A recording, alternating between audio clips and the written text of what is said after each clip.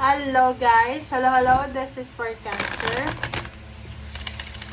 Cancer, welcome. Alamin natin kung anong messages, vibration, gabay energy para sa lahat.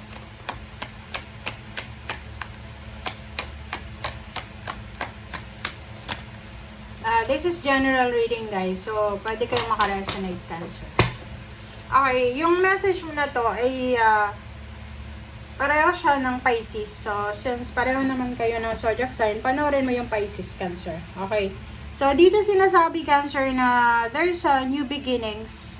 May magbubukang liwayway sa buhay mo. There's a new beginnings na pwedeng maging rason ng celebration mo. So, maybe there's a pregnancy, unexpected or expected pregnancy, new job, new career, new source of income, good health, mga victory and success, promotion, salary increase, or mga public recognition, or whatever man. So, there's a celebration ka na isa-celebrate because of what will happen.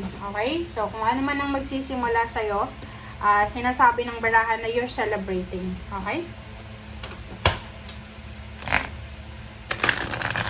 Cancer.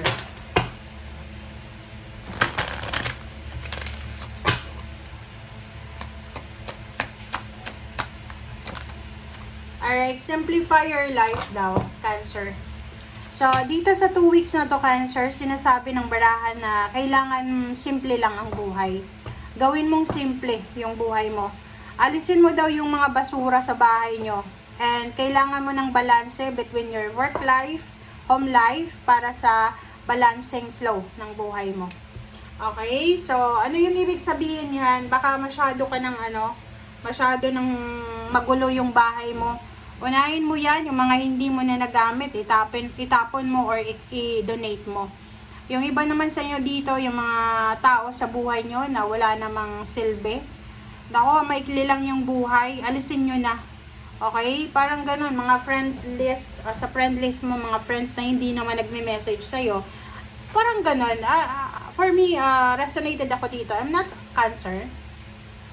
Hindi ako Cancer, pero ang nakikita ko, resonated ako sa energy mo. Bakit? May mga iba na hindi ko maintindihan. Ang dami-dami nilang friends sa kanilang social media account.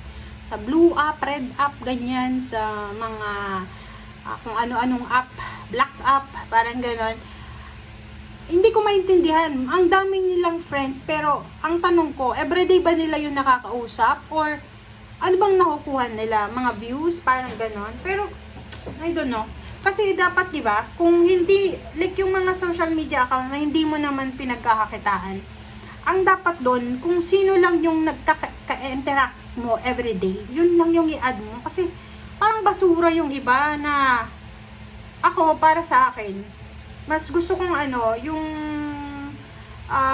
lalo sa mga personal account nyo, mas okay na yung mga lang, yung mga close nyo lang, pamilya, friends, or katrabaho. Kasi yung iba na yan, nag-spy lang yan stalk lang yan sa buhay nyo.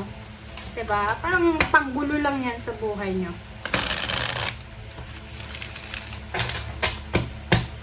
Anong silbi ng maraming maraming mga friends dyan, kung hindi naman sa inyo nag-i-interact, hindi naman lang mag-comment, diba? Hindi mag-like sa yung mga post. Diba? Justice and 5 of Cups. So, nakikita ko sa'yo dito, Cancer, makinig ka ha. There's a karma. There's a karma coming sa'yo sa 2 weeks na to na pwede mong pagsisihan. I don't know kung ano yan. It's either positive or negative yan. Pero, kung ano man na karma ito, karmic blessing, karmic justice, karmic lessons na darating sa'yo, posibleng magsisisi ka. Kumbaga, makakaramdam ka ng pagsisisi. Kasi, parang iisipin, bakit ko kaya ginawa yun? Bakit ganyan? Parang gano'n. Okay. So, yun din. Mag-iingat kayo, Cancer, ha? You need to be careful sa mga bago na to. It's either bagong job offer, bagong source of income. Mag-iingat kayo. Okay? Kasi, posibleng kayo ay ma-scam. Posibleng kayo ay pag-isipan ng masama, parang ganun, pagbentangan, whatever man. So, you need to be careful. Alright? Sa nakikita ko sir dito, there's a Cancer na parang, wala ka bang trabaho? You're looking for a job or you're looking for someone na makakatulong sa'yo sa pera. And nahihirapan ka ngayon. So, you're contemplating, you are crying. Hindi ka makatulog eh. Parang, ang nakikita ko sa'yo dito, buong gabi kang gising. Kasi iniisip mo sino ba yung makakatulong sa'yo. Lalo kung pera yung kailangan mo. Okay? Sa nakikita ko kasi, kailangan mo ng tulong, pero parang pakiramdam mo, yun, hindi ka makahingi ng tulong kasi yung mga taong yan nakausap mo, parang lahat naman sila kuripot eh. Parang ganun. Okay, so sa nakikita ko sa'yo dito, mayroon ditong Cancer na you are contemplating, nag-iisip ka kung itutuloy mo ba yung plano mo. Sa either plano mong mangibang bansa, plano mong lumipat ng bansa, plano mong lumipat ng trabaho, ng career, plano mong mag-resign, plano mong umuwi ng Pilipinas. Marami kang plano na pinag-iisipan na yung 2 linggo. Diba? Sa nakikita ko sa'yo dito, parang pagod na pagod ka na. There's a Cancer here na pagod ka na. Kasi itong 10 of Swords na to, yung parang pakiramdam mo, walang helpless and hopeless ka.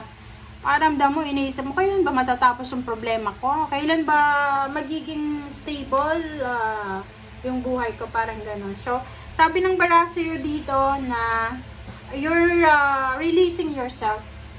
Mag-aalisin mo yung sarili mo sa mga bagay-bagay na alam mo na nagbibigay sa'yo ng depression, anxiety, or kung ano pa man. Sabi ng baraha sa'yo dito, kasi marami kang pinagdadaanan na problema. Strength and 7 of Wands and 4 of Swords. Manatili ka daw na tahimik, manatili kang kalmado. Kasi sa nakikita ko, there's a 5 of Wands eh. Siguro kung may kaaway ka, personal, sa labas mo, syempre, physical, or away talaga, sabi ng baraha, pwedeng 2 bagay ang gagawin mo. It's either i-ignore mo yung away na yan, or ilaban mo. Ipaglaban mo yung sarili mo. But ang nakikita ko sa'yo dito, hindi naman yan away sa labas eh. Sa loob yan eh. Kasi mayroong 10 of Swords, so ibig sabihin, sa sarili mo yan. 9 and 10 of Swords. So, hindi ka makadulog dahil sa marami kang mga iniisip, mga internal to eh, internal battles, internal na mga conflict, mental conflict, parang ganon. So, sabi ng baraha, you need to be strong. Yun, magpakatatag ka daw. Okay? Kasi, kung physical na battle or competition, pwede mo yan i-avoid. Pero kung sa isip mo yung problema, sa inner mo yan, mahihirapan ka talaga. Okay? Thank you guys. Bye!